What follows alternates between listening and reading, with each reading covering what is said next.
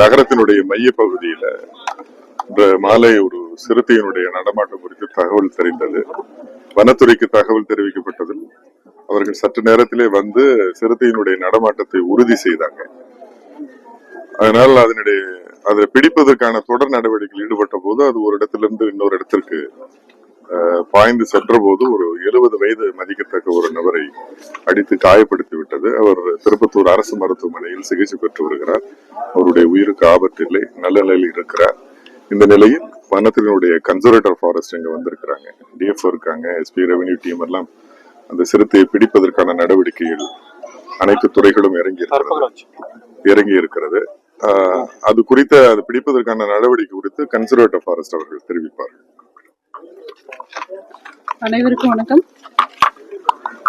இந்த சிறுத்தையோட நியூஸ் கிடைச்ச உடனே வனத்துறையில வந்து எல்லா அரேஞ்ச்மெண்ட்ஸும் நம்ம பண்ணிட்டு இருக்கிறோம். இந்த ஒரு சில நேரத்துல வந்து வெட்டினரி டீம் வந்துடும். வெட்டினரி டீம் வந்த உடனே நம்ம வந்து அந்த சிறுத்தை பிடிக்கிறதுக்காக எல்லா காரியத்தையும் நம்ம ஸ்டார்ட் பண்ணிடுவோம்.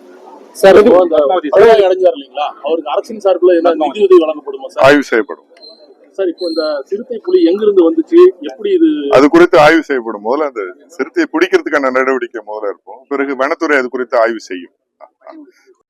எந்த மாதிரியான மோட்டிவ்ல இருந்து நீங்க அதை பிடிக்க போறீங்கன்ற மாதிரி வனத்துறை அது குறித்த செயல் திட்டம் வச்சிருப்பாங்க. ட்ராங்குலைசேஷன் யூசுவலி பண்றோம். ட்ராங்குலைஸ் பண்ணிட்டு அதை வந்து சேஃப் லொகேஷனுக்கு ரீலோகேட் பண்ணிடுவாங்க. மேடம், இந்த சிறுத்தை வந்து நகர பகுதியில் வரதுக்கான காரணம் என்ன மேடம்?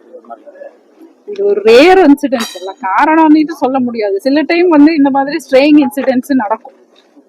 அது ரொம்ப ரேர். இப்போ இந்த 4 பேர் வந்து டாக்டர் டீம்ஸ் எல்லாம் மொத்த பேர் வெளிய 4 பேர் டாக்டர் உள்ள இருக்காங்க. அவங்களுக்கு வந்து எந்த ஊர்னு வரல, அவங்களுக்கு வந்து எந்த ஒரு வசதியும் இல்ல அப்படின்னு சொல்லிட்டு போன் மூலம் தகவல் தெரிவிக்கிறாங்க. அவங்களுக்கு ரெஸ்கியூ டீம் மூலமா ஏற்பாடு செய்வோம். ரெஸ்கியூ டீம் வந்துட்டாங்க, அவங்க கையில அந்த களத்தை ஒப்படைச்சு அவங்க வேலையை ஆரம்பிக்க விடுவோம்.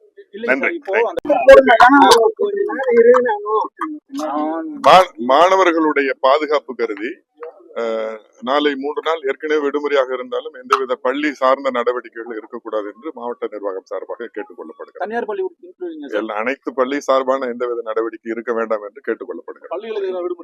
அது ஏற்கனவே விடுமுறை தான். ஒரே சில தனியார் பள்ளியில் வந்து 10th and 12th வரையும் பள்ளி வந்து நாளைக்கு அடுத்த ஒரு தகவல் வருகிற வரை அதுக்குள்ள 2 விடுமுறை நாட்கள் தானே.